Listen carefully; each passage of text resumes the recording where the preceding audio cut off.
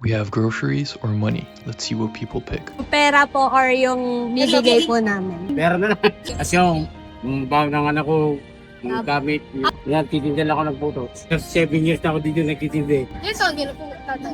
65. Ilan po? Ano po po? Papa.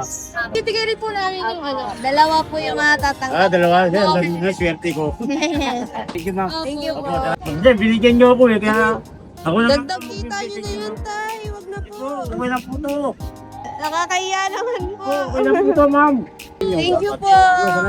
Thank you po, ma'am. Pipiliin po nila is pera or yung hawak ito po. Yung hawak po namin. Ito na lang, bag. Ano po kaya yun? May laman eh. Ano pangalan mo, tay? Yun, Jude po, ilan taon na po kayo?